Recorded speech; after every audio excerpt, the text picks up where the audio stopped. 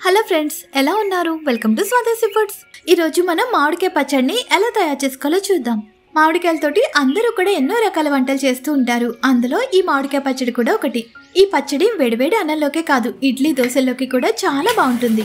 ఇంకా వేడివేడి అన్నంలో నెయ్యి వేసుకుని అందులో ఈ మామిడికాయ పచ్చడిని కలుపుకుని తిన్నామంటే చాలు, ఎంత బాగుంటుందో చెప్పలేము. పులుపు ఎక్కువగా ఇష్టపడే వారికి ఈ రెసిపీ చాలా బాగా నచ్చుతుంది. ఈ పచ్చడి అయితే పుల్లపుల్లగా కారంగా చాలా బాగుంటుంది. మీకు తప్పకుండా నచ్చుతుంది. ఈ పచ్చడి మనం తయారు చేసుకున్న తర్వాత ఒక 2 రోజుల వరకు నిల్వ ఉంటుంది. అదే మనం ఫ్రిడ్జ్ లో పెడితే మరొక 2 రోజులు కూడా నిల్వ ఉంటుంది. ముందు పుల్లగా ఉండే ఒక మామిడికాయని తీసుకుని శుభ్రంగా కడిగి పైన తొక్క తీసేసి ఈ విధంగా ముక్కలుగా కట్ చేసి పెట్టుకున్నవి 1 కప్పు వరకు తీసుకోండి.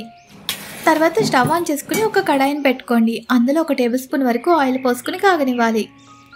ఆయిల్ కాగిన తర్వాత మంటను మీడియం ఫ్లేమ్ లో పెట్టుకుని ఇప్పుడు ఇందులో 1 టీ స్పూన్ ధనియాలు, 1 టీ స్పూన్ జీలకర్ర, అలాగే ఒక 8 వరకు ఎండుమిర్చిని కూడా వేసుకోండి. లేదా మీరు తినే కారాన్ని బట్టి ఎక్కువ లేదా తక్కువ కూడా వేసుకోవచ్చు. ఇంకా ఒక 8 వరకు వెల్లుల్లి రెబ్బలు కూడా వేసుకోండి. ఇప్పుడు ఇవన్నీ బాగా కలుపుకుంటూ 1 నిమిషం పాటు ఈ తాలింపుని చిన్న మంట మీదే వేపుకోవాలి. చూడండి, తాలింపు ఇలా చక్కగా వేగిపోయింది కదా. ఇప్పుడు స్టవ్ ఆఫ్ చేసేసుకుని మనం వీటిని పూర్తిగా చల్లారనిచ్చి అప్పుడు మిక్సీ పెట్టుకుందాం. కాసేపటికి పూర్తిగా చల్లారిన తర్వాత ఒక మిక్సీ జార్ తీసుకుని అందులో ఈ తాలింపు మొత్తం వేసేసుకోండి. అందులోనే 1/2 టీ స్పూన్ వరకు పసుపు, ఇంకా మీ రుచికి తగినంత ఉప్పు కూడా వేసుకోండి. ఇప్పుడు వీటిని కొద్దిగా బరకగా ఉండేలాగా మిక్సీ పెట్టుకోండి. చూడండి, ఇలా కొద్దిగా బరకగా ఉంటే సరిపోతుంది.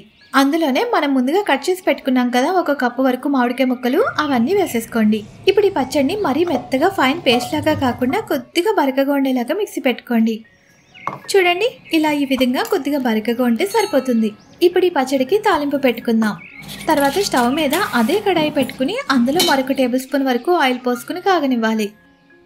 ఆయిల్ కాగిన తర్వాత మంటను మీడియం ఫ్లేమ్లో పెట్టుకుని అందులో 1/2 టీ స్పూన్ ఆవాలు, 1/2 టీ స్పూన్ జీలకర్ర, 1 టీ స్పూన్ మినపప్పు, అలాగే 2 రెమ్మల వరకు కరివేపాకు, ఇంకా 2 ఎండుమిర్చిని కూడా ఇలా చిన్న ముక్కలుగా చేసి వేసుకోండి.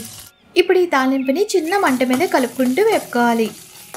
చూడండి, తాలింపు ఇలా చక్కగా వేగిపోయింది కదా. ఇప్పుడు స్టవ్ ఆఫ్ చేసేసుకుని మనం ముందుగా గ్రైండ్ చేసి పెట్టుకున్నాం కదా మామిడికాయ పచ్చడి, అదంతా ఈ తాలింపులో వేసేసుకోండి. ఇప్పుడు ఈ తాలింపు మొత్తం ఈ పచ్చడిలో కలిసిపోయేలాగా ఒకసారి బాగా కలుపుకోండి.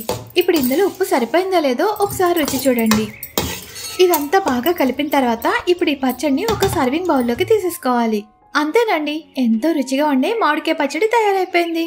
ఇది ఫ్రెండ్స్ మన వీడియో. నచ్చిందా? నచ్చితే లైక్ చేయండి, షేర్ చేయండి, సబ్స్క్రైబ్ చేసి పక్కన ఉన్న బెల్ ఐకాన్ క్లిక్ చేయండి.